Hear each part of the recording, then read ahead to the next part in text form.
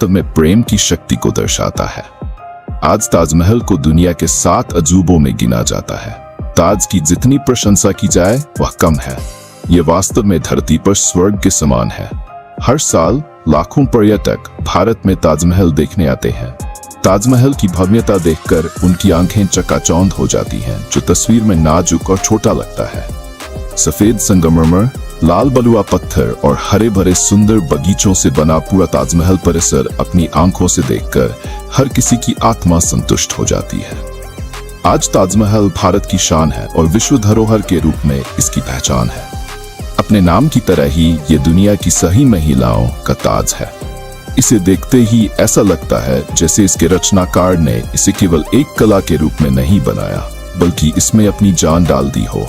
जैसे कोई कवि अपनी प्रेम कहानी को बड़ी तीव्रता से जोड़कर बयान कर रहा हो। तो दोस्तों, आज हम शाहजहां और मुमताज की अनोखी प्रेम कहानी को जानेंगे। इस मौसम में ताजमहल की पूरी अनूठी कहानी पूरी होती है। बाबर भारत के मुगल वंश का संस्थापक था। उसने 1526 में पानीपत के मैदान में दिल्ली के अंतिम सुल्तान इब्राहिम लोदी को हराकर भारत में मुगल वंश की नींव रखी। बाबर के पुत्र हुमायूं और हुमायूं के पुत्र अकबर ने भारत के बड़े क्षेत्र पर मुगलों की श्रेष्ठता स्थापित की। इस दौरान उन्होंने अपनी शाही प्रतिष्ठा और प्रभुत्व बढ़ाने के लिए भव्य और आकर्षक संरचनाओं का निर्माण किया। अकबर के पुत्र जहांगीर और जहांगीर के पुत्र शाहजहां ने इस निर्माण कार्य को अपनी ऊंचाइयों पर पहुंचाया। 5वें मुगल सम्राट शाहजहां का शासनकाल मुगलों का स्वर्णिम युग और मुगल सभ्यता का सबसे समृद्ध युग माना जाता है, जहां शब्द का अर्थ होता है इस दुनिया का सम्राट। शाहजहां ने अपने जीवन काल में कई निर्माण कार्य करवाए, लेकिन उनके द्वारा बनाया गया ताजमहल शाहजहां और मुमताज की प्रेम कहानी को अमर कर गया। मुमताज और शाहजहां का विवाह 1612 में हुआ था। परंपराओं के अनुसार शाहजहां की कई शादियां हुईं, लेकिन शाहजहां और मुमताज के रिश्ते में जो गहराई थी वह कुछ अलग थी। 1631 में उनके 14वें बच्चे के जन्म के दौरान मुमताज की अधिक कुमकुम के उपयोग से मृत्यु हो गई, जिससे शाहजहां गहरे अंधकार में डूब गए। एक ही साल में शाहजहां के बाल सफेद हो गए, कमर झुकी, चेहरे पर झुर्रियां आने लगी। अपनी प्रिय बेगम की याद में शाहजहां ने खुद को समर्पित कर दिया। दुनिया का सबसे अनोखा महल बनाने की महत्वाकांक्षा उनके मन में ठान ली और 1632 में आगरा में यमुना नदी के दक्षिणी तट पर ताजमहल का निर्माण शुरू हुआ। कहा जाता है कि इस स्थान पर जयपुर के महाराजा जय सिंह का ताजमहल था। सम्राट शाहजहां ने महाराजा जय सिंह के साथ इस जगह के लिए सौदा किया और बदले में उन्हें आगरा शहर के बीच में एक विशाल महल दिया। सम्राट शाहजहां को वास्तुकला निर्माण का कारीगरों द्वारा कई मकबरे और भव्य मस्जिदें बनाई गईं, जिनमें हुमायूं का मकबरा, अकबर का मकबरा, आगरा का लाल किला, जहांगीर का मकबरा आदि शामिल हैं। ताजमहल के निर्माण में उत्तर भारत के लगभग 20,000 मजदूरों को लगाया गया। निर्माण के दौरान परिवहन के लिए 1000 से अधिक हाथियों का उपयोग किया गया। देश विदेश के विभिन्न हिस्सों से कारीगरों को बुलाया गया। मूर्तिकारों को मुरारत से बुलाया गया। सुलेखकारों को सीरिया और ईरान से बुलाया गया।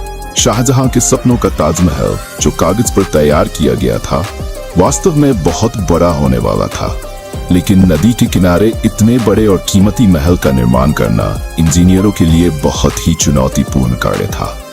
रेतीली जमीन पर एक पुल बनाना आसान नहीं था। वास्तुकारों ने इसका एक अनोखा समाधान निकाला।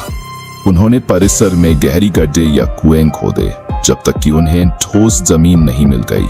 उन्होंने पत्थरों, कंकड़ और अन्य पत्थरों का उपयोग किया। एक विशाल टीला भरा गया और उसके ऊपर एक बहुत ही मजबूत नींव बनाई गई। यह नींव नदी की सतह से लगभग 5 मीटर ऊंची बनाई गई, ताकि इसे किसी भी नदी से सुरक्षित रखा जा सके। सभी निर्माण सामग्री और संगमरमर को स्थान पर लाने के लिए 15 किलोमीटर लंबी मिट्टी की नाली बनाई गई। विशेष रूप से अपने गाड़ियों में 2036 फीट के पत्थरों को यहाँ लाया गया। नदी से पानी लाने के लिए एक जल पहिया प्रणाली का उपयोग किया गया। पानी को बड़े टैंकों में भरा गया और फिर से छोटी नालियों के माध्यम से उपयुक्त स्थानों तक पहुंचाया गया। वास्तव में ताजमहल एक बहुत बड़ा प्रोजेक्ट था, जिसमें मकबरा, गेस्ट हाउस, मस्जिद, नौबत खाना, मुख्य प्रवेश द्वार और बगीचे शामिल थे। पूरे प्रोजेक्ट को पूरा करने में 22 साल लगे। ताजमहल 1653 में पूरी तरह से तैयार हुआ। ताजमहल ठोस संगमरमर के पत्थरों से बना हुआ प्रतीत होता है, लेकिन वास्तव में इसे संगमरमर से बनाया गया है और फिर संगमरमर और पत्थर की एक परत ऊपर लगाई गई है। हजारों पर्यटक जो इसे देखने आते हैं, उनमें से कई ये नहीं जानते कि वे जो देख रहे हैं वह ताजमहल का पिछला हिस्सा है। दरअसल ताजमहल का मुख्य द्वार उत्तर में नदी किनारे है, क्योंकि मुगल काल में यमुना नदी यात्रा का मुख्य मार्ग थी और यह नदी आसपास की सभी शाही इमारतों को जोड़ती थी। शाहजहां और उनके मेहमान ताजमहल में नदी किनारे बने मंच से आते थे, जो नदी के बहाव के कारण बहुत पहले नष्ट हो चुका है। उत्तरी छोर से ताज को देखने पर पता चलता है कि ताजमहल एक विशाल संरचना है। नदी किनारे वाला हिस्सा सुंदर इनले वर्क और फूलों व दियों की नक्काशी से सजा हुआ है। शायद ये अद्भुत सजावट केवल आंखों के लिए ही थी। ताजमहल मुगल वास्तुकला का एक उत्कृष्ट उदाहरण है।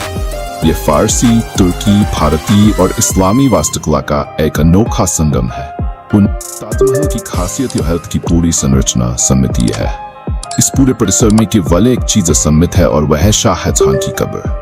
इसे केवल दुर्भाग्य ही खजास करता है कि शाहजहां को अपने जीवन के अंतिम दिन कैद में बिताने पड़े, और वह भी अपने पुत्र और ब्रिटिश शासन के उत्तराधिकारी के सत्ता संघर्ष में।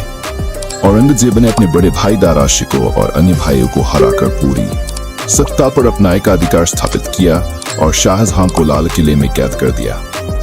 अपने अंतिम दिनों में शाहजहां ने किले की खिड़कियों से ताजमहल को देखते हुए और अपनी प्रिय बेगम को याद करते हुए अपना समय बिताया। अंततः शाहजहां की मृत्यु 1666 में हुई। उनकी इच्छा के अनुसार उन्हें उनकी प्रिय पत्नी मुमताज के पास ही दफनाया गया।